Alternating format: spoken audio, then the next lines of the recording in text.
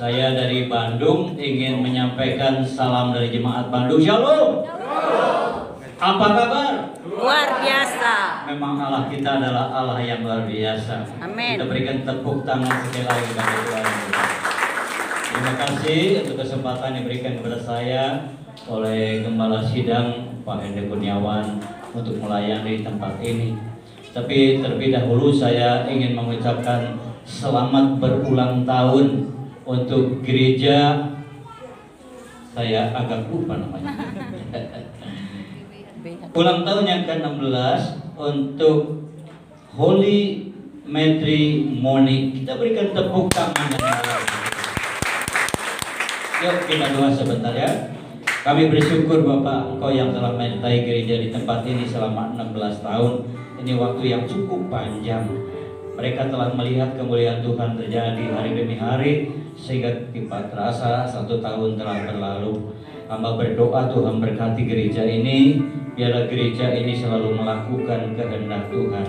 Gereja ini semakin dewasa, gereja ini akan dipakai Tuhan untuk Kalijati, bahkan untuk sekitarnya. Saya percaya melalui para hamba-hambamu, para umatmu di tempat ini, kemuliaan Tuhan dinyatakan. Sehingga hamba berdoa gereja ini akan berkembang menjadi gereja yang berkembang tanpa batas. Engkau memberkati gereja ini sehingga satu saat mereka akan memiliki gedung gereja sendiri. Terima kasih Bapak, Engkau Allah yang baik, amat baik dan sangat baik. Dalam nama Yesus kami berdoa dan mengucap syukur. Sama-sama katakan amin. Kayaknya sebentar lagi kursinya harus ditambah ya. Amin. Atau gedung gerejanya yang semakin besar. Tadi saya terinspirasi dengan worship leader yang berikan semangat kepada kita. Bersama dengan Tuhan tidak ada perkara yang besar. Memang Allah kita Allah yang dahsyat. Allah kita adalah Allah yang perkasa. Allah kita adalah Allah yang ajaib. Tepuk tangannya kurang mulia. Haleluya. Haleluya. Nah saudara, di layar ya tadi selalu ditayangkan mengingatkan kita sedang memasuki paradigma yang baru. Paradigma berbicara bahwa kita harus punya pandangan yang berbeda, kita harus punya pikiran yang berbeda, kita harus punya pemahaman yang berbeda, yang diistilahkan bahwa kita harus menjadi orang yang dewasa. Di dalam 2 Korintus 5 ayat 17 katakan yang lama sudah berlalu, yang baru sudah datang. Artinya kita meninggalkan masa kanak-kanak kita memasuki kedewasaan. Nah, paradigma yang baru berbicara juga sasaran dari gereja bukan dari jumlah jemaat yang hadir setiap minggu. Ya, saya bersyukur kalau hari ini hampir penuh ya. Tetapi sasarannya adalah berapa banyak jemaat yang setiap minggu hadir, mereka akan masuk surga. Alangkah sia-sianya kita menjadi umat yang percaya, kita menerima Yesus sebagai juru selamat pribadi kita, tapi kita nggak masuk ke dalam surga. Dan saya berdoa supaya setiap saudara yang hadir hari ini, dari anak-anak remaja, ya, anak-anak muda, sampai dengan generasi yang di atas 60, mungkin ada juga yang di atas 70, semuanya akan masuk surga. Amin. Siapa yang ingin masuk surga? Angkat tangan. Oh, semuanya ya. Siapa yang ingin masuk surga hari ini?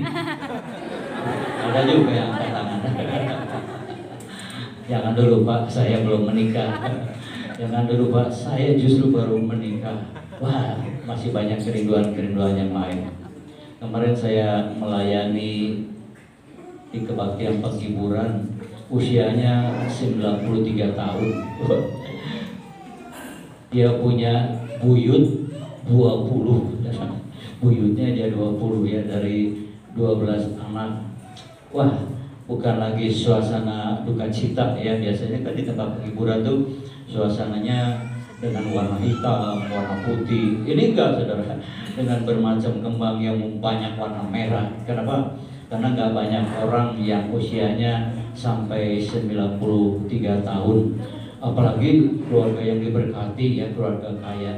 Siapa yang nggak mau saudara ya. Dan saya berdoa setiap kita, Tuhan juga akan berikan kepada kita panjang umur sambil diberkati. Bersama dengan Tuhan tidak ada perkara yang mustahil. Bulan yang lalu saya melayani di Jogja, kemudian saya mampir di Solo karena kebetulan salah seorang kakak saya laki-laki baru saja meninggal. Saya waktu di sana ketemu dengan anaknya laki-laki usia 50 tahun. Tiba-tiba dia tanya sama saya, "Om, udah siap untuk mati?" Nanyanya kok gitu ya kayak. Mungkin dia lihat saya bukan muda lagi ya, usia saya memang 76 tahun. Di sini ada yang usia di atas 70 tahun? Ya, kelihatannya wajahnya muda-muda ya. Semuanya di bawah 50 tahun. Katanya orang yang di atas 70 tahun kakinya udah bau tanah. Udah sebentar lagi masuk liang kubur ya. Dan saya bersyukur kalau usia 76 tahun masih bisa melayani pekerjaan Tuhan. Sudah, pertanyaan dari ponakan saya itu adalah pertanyaan yang wajar-wajar saja, saudara. Karena selama 2 tahun ini kita tahu begitu banyak orang yang meninggal ya, termasuk kita yang dari Bandung ya, dari Rayon 2 Sukawarna, itu banyak orang dipanggil Tuhan. Jadi pertanyaan itu wajar-wajar saja ya, siap untuk mati.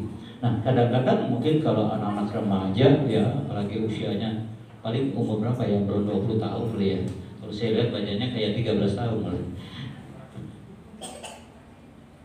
Rasanya masih jauh lah bicara kematian. Ini Pak Joni ngomong kematian, usianya udah 76, kakinya udah bau tanah. Tapi saya bilang orang di atas 70 tahun tuh kakinya bau surga. Tetapi saudara, saya perhatikan kematian itu tidak pernah memandang usia ya. Memang ada yang kemarin 93 tahun, tapi saya punya ayah meninggal usia 68, ada 2 kakak saya meninggal 53, 55, ya 61 udah pada meninggal. Saya punya ponakan ada yang 9 tahun, 11 tahun, saudara. Tanpa sebab mereka meninggal. Jadi sebetulnya kematian itu tidak pernah memandang umur, ya. Jadi kalau harusnya kita siap tidak siap, ya. Kematian itu adalah bagian daripada kehidupan. Nah kalau udah ngomong soal kematian, kita rasa-rasanya jadi agak khawatir juga ya. Apalagi kalau kita punya penyakit ya, kalau kita merasakan kurang sehat, yang komorbid, nanti kalau kena COVID gimana gitu ya saudara. Tetapi saya ingin menyampaikan kepada saudara ada satu rahasia firman Tuhan, bahwa setiap kita satu kali pasti akan mati. Amin. Yang gak amin juga pasti mati. Kenapa orang takut sama kematian? Ya, karena Ibrani 9 ayat 27 katakan semua orang mati mereka akan dihakimi. Penghakiman berbicara orang benar masuk ke surga, orang berdosa masuk ke dalam neraka. Siapa di sini yang tidak pernah melakukan dosa? Angkat tangan. Kalau perlu angkat kaki. Pasti semuanya jujur ya, iya Pak, saya pernah melakukan dosa. Karena itu banyak orang yang takut menghadapi kematian. Apalagi di dalam Roma 3:23 katakan manusia telah kehilangan kemuliaan Allah karena telah jatuh di dalam dosa. Roma 6:23 katakan upah dosa adalah maut, mati, masuk ke dalam neraka.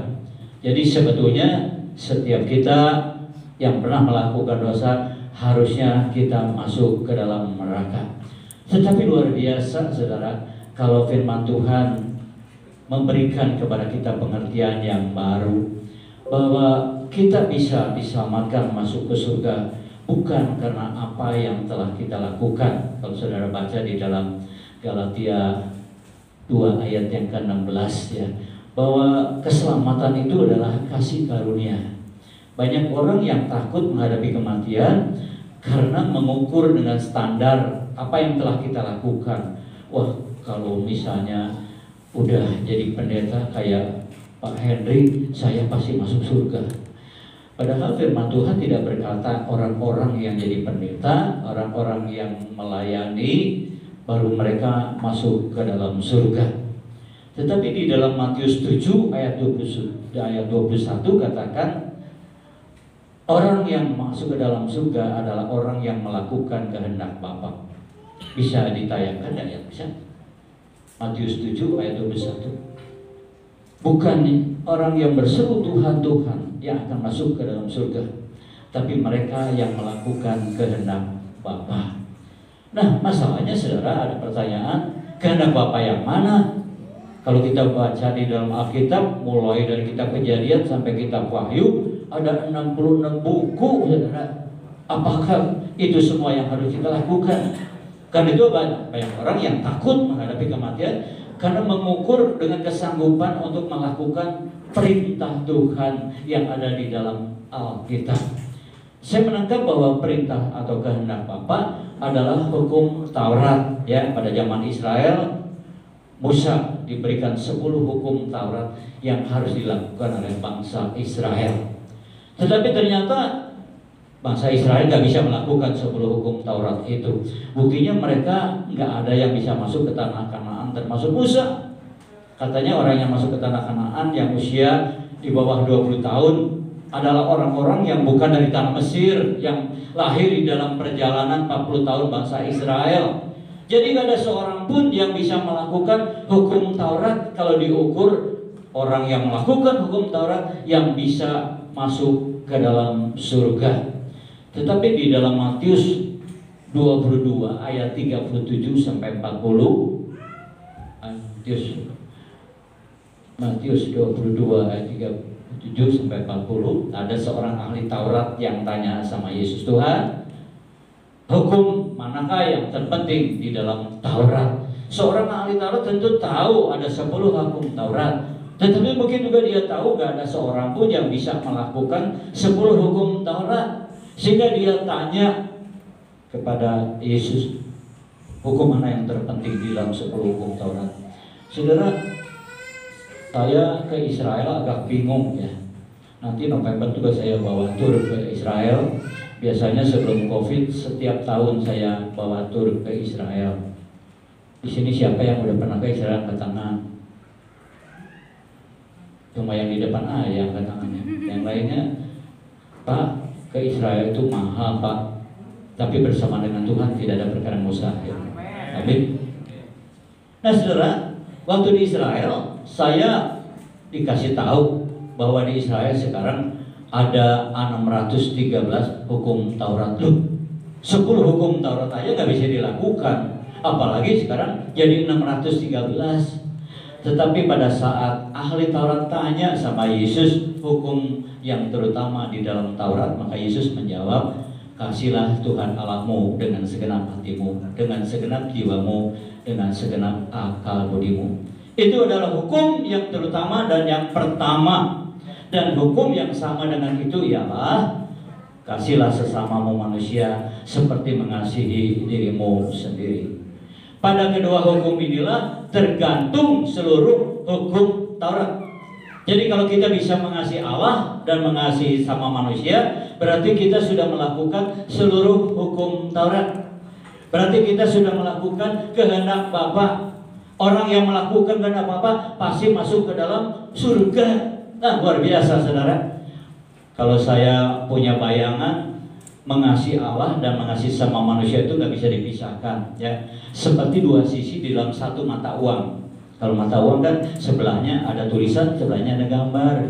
Kalau kita dapat mata uang, ya berapapun tulisan nilainya nggak berlaku. Kalau sebelahnya nggak ada gambarnya atau sebelahnya nggak ada tulisannya. Orang yang bisa melakukan kehendak Bapa, yaitu mengasihi Tuhan dan mengasihi sesama manusia, itu menjadi satu paket yang tidak bisa dipisahkan. Orang yang bisa mengasihi Allah, tandanya mengasihi sama manusia. Orang yang bisa mengasihi sama manusia, dasarnya karena mengasihi Allah. Jadi kehendak Bapa adalah untuk kita bisa mengasihi Allah dan mengasihi Tuhan. Nah, saudara, sebetulnya di dua hukum menjadi satu, ya, yang Tuhan mempermudah bagi setiap kita untuk bisa melakukannya. Tapi kalau kita jujur, kadang-kadang kita juga suka merasa ya belum bisa juga melakukan. Kalau kita mengasihi Allah, kita mengasihi sama manusia. Mengasihi istri saja udah susah. Orang tua mengasihi anak aja susah, ya. Ada banyak terjadi perceraian, ya. Ada anak-anak broken home, keluar dari rumah gara-gara apa? Karena nggak bisa saling mengasihi. Tapi yang luar biasa, saudara, kalau orang yang melakukan kehendak Bapa dengan mengasihi Tuhan dan mengasihi sama manusia, bukan saja mereka akan masuk ke dalam surga. Kalau kita baca di dalam Yohanes 15 ayat yang ke-16, Yohanes 15 ayat ke-16, firman Tuhan berkata, bukan kamu yang telah memilih aku, tapi aku yang telah memilih kamu, dan aku menetapkan kamu untuk pergi menghasilkan buah, dan buahmu itu tetap, supaya apa saja yang kamu minta kepada Bapa di dalam namaku, maka aku akan memberikannya. Jadi orang yang melakukan kehendak Bapa, bukan saja dia akan masuk ke dalam surga, tapi bisa minta apa saja kepada Bapa, maka dia akan memberikannya kepada kita. Rada nggak percaya juga, saudara. Aduh, saya itu punya keinginan. Mungkin ada di antara saudara yang pengen punya motor, tapi kalau lihat wajahnya semua udah punya motor. Wajahnya wajah penuh kemuliaan Tuhan. Wajahnya wajah diberkati. Mungkin juga ada di antara saudara semua udah punya motor, tapi belum semuanya punya mobil. Ada di antara saudara yang pengen punya mobil. Amin. Nah, aminnya ada banyak ya. Ada yang punya keinginan yang lain lagi. Saya belum menikah, saya belum punya pasangan. Minta apa saja kepada Bapa, maka Dia akan memberikannya. Amin. Ini yang amin udah menikah tuh dulu. Ada yang pengen punya suami, ada yang pengen punya istri. Boleh-boleh saja, asal jangan pengen istri muda. Istilah ini menurut saya agak lucu ya. Kita nggak pernah mendengar ada istilah suami muda. Yang ada istri muda. Artinya yang suka nakal itu laki-laki. Maaf ya, karena saya juga laki-laki. Sehingga nggak ada istilah suami muda, adanya istri muda. Minta apa saja kepada Bapa, maka Dia akan memberikan kepada kita. Tapi kuncinya apa? Orang yang melakukan kehendak Bapa. Orang yang bisa mengasihi Tuhan dan mengasihi sesama manusia. Pak saudara, kalau saya bawa orang ke Israel, ya biasanya mereka selesai perjalanan diberikan kesempatan menyampaikan kesaksian, kesan-kesan selama 10 hari ada di tanah Israel. Dan mereka sering juga menyampaikan bahwa Allah kita Allah yang dahsyat, Allah kita adalah Allah yang perkasa. Buktinya saya bisa ada di tanah Israel. Dulu hanya mimpi jadi kenyataan. Baru saudara, saya berkesan juga kalau dengar mereka menyampaikan kesaksian ya. Mungkin juga saudara sekarang cuma bisa mimpi ya, bisa pergi ke Israel. Lalu ada orang yang menyampaikan lain lagi, saudara. Dia bilang gini, mimpi juga nggak pernah saya bisa ada di Israel. Biasanya kalau ngomong kayak gitu sambil mengeluarkan air mata, saudara. Ya, rasa-rasanya aduh nggak mungkin lah ya. Tapi bersama dengan Tuhan justru tidak ada yang mustahil. Bisa minta apa saja. Saya punya kesan ya yang mendalam karena saya punya cucu cuma satu, saudara. Anak saya satu, ya kayak Pak Hendy yang satu, tapi anak saya laki. Waktu dia berkeluarga, anaknya juga satu. Sekarang usianya udah 14 tahun, saudara ya. Aduh, kalau punya anak satu, saya rasanya sih nggak jadi masalah kok. Apalagi dari muda udah pelayanan, sering keluar kota gitu ya. Anaknya satu kan nggak repot, dititipin sama orang tua juga bisa. Tapi begitu dia punya anaknya cuma satu, nah ini saudara, saya bilang kamu harusnya punya anak minimal 5. Oh ya enak papi, papi juga punya satu. Karena punya cucu satu, jadi sayang setengah mati. Saudara. Ya, ada orang bilang jangan terlalu sayang sama cucu, jadi manja. Habis gimana ya? Kalau kita punya cucu rasanya memang sayang sekali kalau punya satu. Jadi kalau pergi ke mall minta apa juga pasti dikasih lah. Kadang-kadang istri saya ngomong, jangan sembarang dikasih. Saya bilang untung ya kita bisa ngasih. Bayangin kalau cucu kita minta sesuatu, kita bilang jangan minta itu ya, cucu nggak punya uang. Aduh, rasanya ngenes sekali.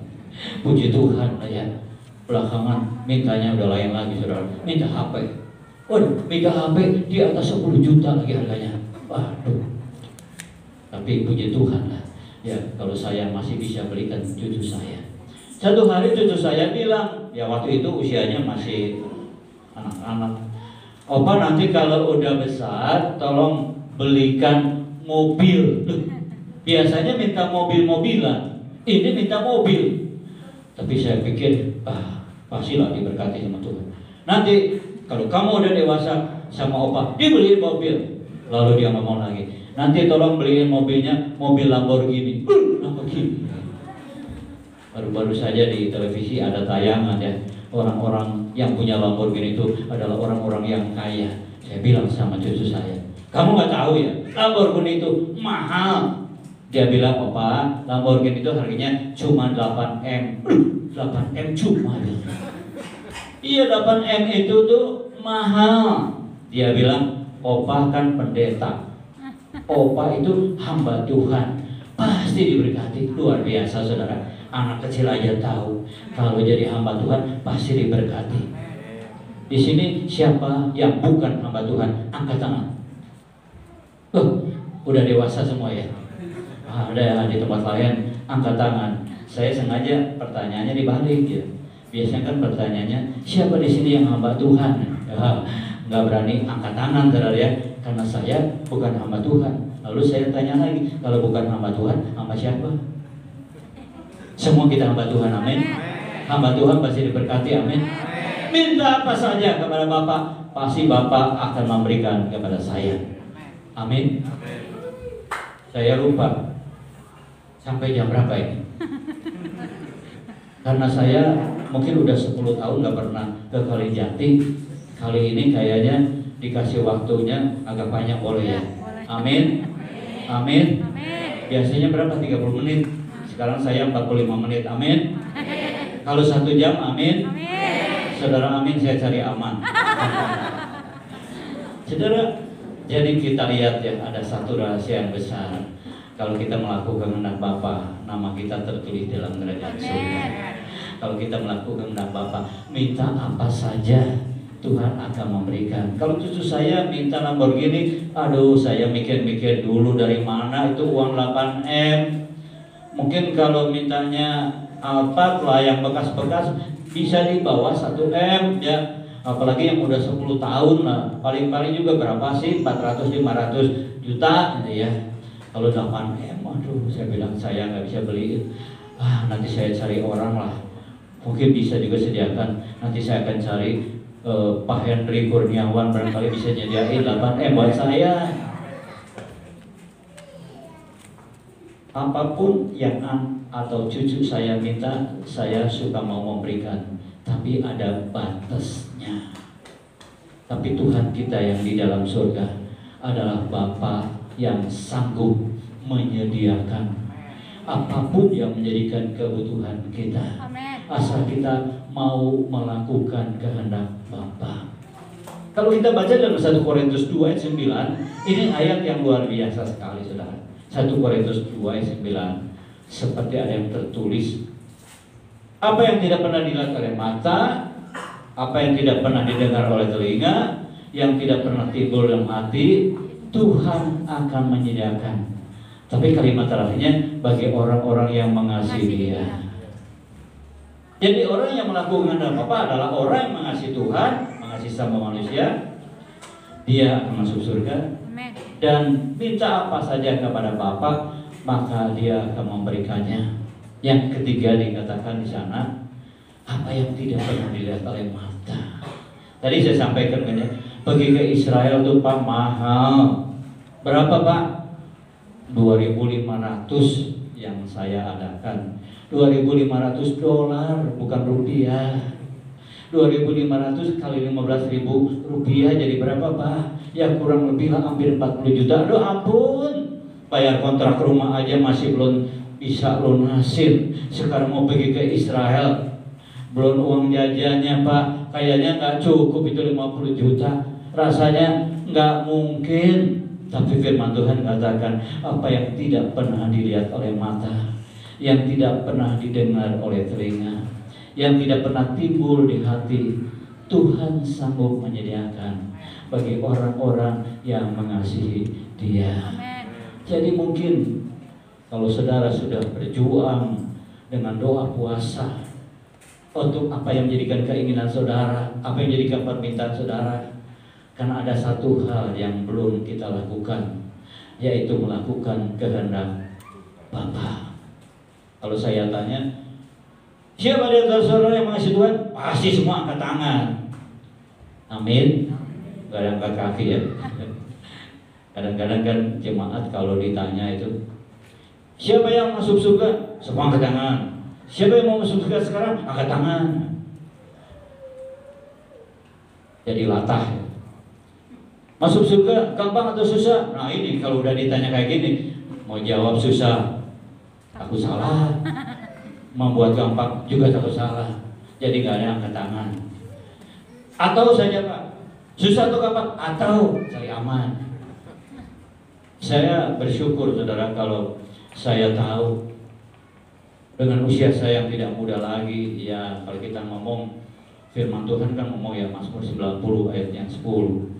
Masa hidup kami 70 tahun, kalau kuat 80 tahun. Jadi kalau saya kuat umurnya 4 tahun. Ada yang ngomong, Pak gak boleh ngomong kayak gitu. Melayani Tuhan sih, Tuhan bisa kasih kekuatan umur panjang. Nah buktinya banyak orang dia di bawah 80 tahun, di bawah 70 tahun, pendeta juga banyak yang meninggal kok.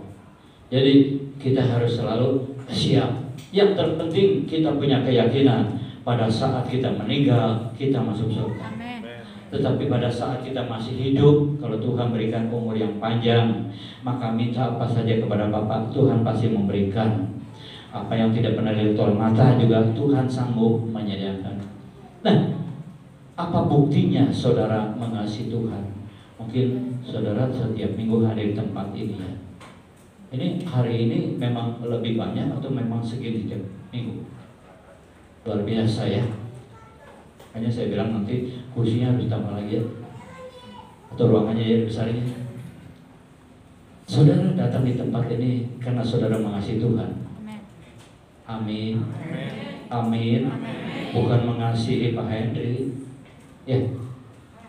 Atau bukan karena saudara di sini ada pacarnya, ada pasangannya, bukan ya. Karena saudara mengasihi Tuhan. Amin. Oh di sini nggak ada kolektif ya? Ada kolektif? Oh ada. Saudara suka ngasih kolektif? Ada perpuluhan ya? Oh ada. Saya pikir di Kalijati nggak pakai perpuluhan. Udah banyak diberkati sih. Ada juga perpuluhan. Nah saudara setia memberikan perpuluhan. Kalau di gereja kami di Bandung awal tahun saudara ada persembahan sulung. Di sini nggak ada ya? Ada juga. Waduh nggak mau kalah ya. Ada persembahan sulung. Saudara mau melakukan itu karena saudara mengasihi Tuhan. Amin. Tetapi pada satu hari Tuhan Yesus ketemu sama Petrus. Lalu Tuhan tanya, "Hei Simon anak Yohanes." Simon ini nama lain daripada Petrus. "Hei Simon anak Yohanes, apakah engkau mengasihi aku?" Saudara bisa baca itu di dalam Yohanes 21 ayat 15 sampai 17. Yesus bertanya kepada Petrus sampai 3 kali, "Apakah engkau mengasihi aku?" Saudara, sebetulnya pada saat itu Petrus sedang gundah gulana. Saya masih belum punya bahasa yang mirip dibilang gundah gulana itu seperti bahasa yang tepat gitu ya. Orang sedang gimana sih? Sedang merasa tertekan gitu ya. Sedang merasa depresi gitu. Gara-garanya apa? Karena baru-baru saja dia menyangka Yesus 3 kali. Padahal Yesus sudah ngomong, "Hati-hati ya Petrus, sebelum ayam berkokok kau akan menyangka aku 3 kali." "Enggak Tuhan, aku adalah murid yang perkasa." Buktinya salah seorang pengawal Roma yang menangkap Yesus diparang telinganya. Untung Yesus sambung lagi pakai lem. Oh bukan ya, dengan mujizat tempel lagi. Lalu pada satu dia mungkin berusaha menghindar dari Yesus. Tapi begitu sama Yesus ketemu, Yesus tanyanya apa? "Hei Simon anak Yohanes, apakah kau mengasihi aku?"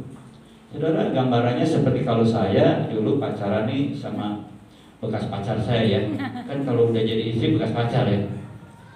Dulu dia marah sama saya, jangan lagi ketemu, saya udah gak suka sama kamu.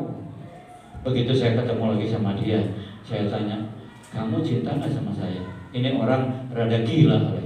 Udah dibilang saya gak suka sama kamu, udah bilang saya benci sama kamu, sekarang nanya cinta. Mungkin itu yang dirasakan sama Petrus. Ya Tuhan, aku sudah menyangka Engkau 3 kali, menolak Engkau 3 kali. Sekarang Kau tanya apakah Engkau mengasihi aku? Lalu dia menjawab, ya Tuhan, Kau tahu segala sesuatu bahwa aku mengasihi Engkau. Yang lucu, dijawab sama Yesus, kalau Engkau mengasihi aku, gembalakanlah domba-dombaku. Nah ini saudara, dulu saya lagi muda suka lewat ayat ini ya, karena saya nggak mau jadi gembala. Sampai hari ini juga saya nggak jadi gembala salah satu cabang ya. Paling jadi wakil gembala ya. Nggak mau jadi gembala kayak Pak Henry itu, ngurusin jemaat katanya lebih susah daripada ngurusin domba. Lebih susah yang ngurusin kakinya 2 daripada yang kaki 4. Jadi saya dari muda nggak mau. Tapi pada tahun 94 kami di Bandung mendapatkan program dengan waktu itu namanya Family Altar ya. Yang dikatakan bahwa kita itu membentuk kelompok-kelompok sejumlah 10-15 orang. Dan pemimpinnya dibilang gembala. Bukan orang yang harus sekolah teologi, bukan orang juga yang punya gelar-gelar sarjana, siapapun bisa. Waduh, saya waktu itu juga bingung ini apa sih. Tapi Tuhan percayakan saya dari 94 sampai hari ini saudara, saya dipercaya untuk jadi pembina di dalam Komsel. Dan saya baru tahu bahwa yang dikatakan gembala di sana yang dimaksud sama Tuhan Yesus adalah orang-orang yang memperhatikan orang lain. Jadi bisa siapa aja, bisa seorang suami, seorang istri, seorang anak, engkau. Yang penting dia bisa memperhatikan orang lain. Dan istilah saya bisa memelihara, bisa menjaga, memberi makan, memberi minum. Itulah yang diterapkan di dalam Komsel. Saya nggak tahu di Kalijati ada KUL, ada juga. Berbahagialah kalau saudara menjadi pengurus KUL, karena saudara sudah melakukan kehendak Bapa. Gembalakanlah domba-dombaku.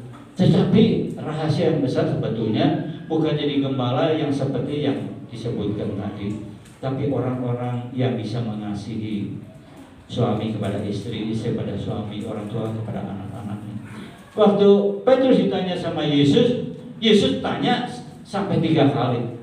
Banyak para pendeta yang punya tafsiran. Waktu Petrus ditanya yang pertama, Petrus menjawab dengan kasih eros. Ya Tuhan, aku mengasihi Engkau dengan kasih eros. Kasih eros itu adalah kasih yang berupa tuntutan. Saya mengasihi Engkau karena Engkau bisa mengasihi aku, gitu ya. Sekarang ada cerita-cerita luar biasa nih, bukan orang awam ya, bukan di dunia sekuler, di gereja kok. Ada suami istri yang cerai. Saya tanya, kenapa bisa cerai? Bangkrut. Jadi suaminya ini kaya, dia dapat istri, lalu setelah dia bangkrut, istrinya cerai.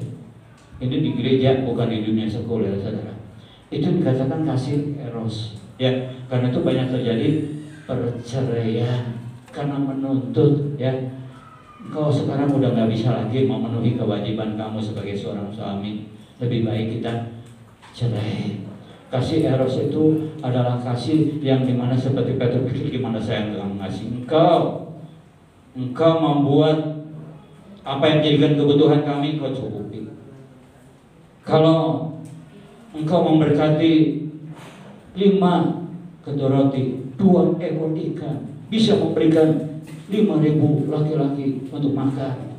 Bagaimana aku tidak mengasihi Engkau? Engkau pasti berkati aku. Itu yang dikatakan kasih eros. Jadi pada saat Yesus bertanya kedua kalinya, Petrus baru sadar, saya salah ya menghasilkan kasih eros.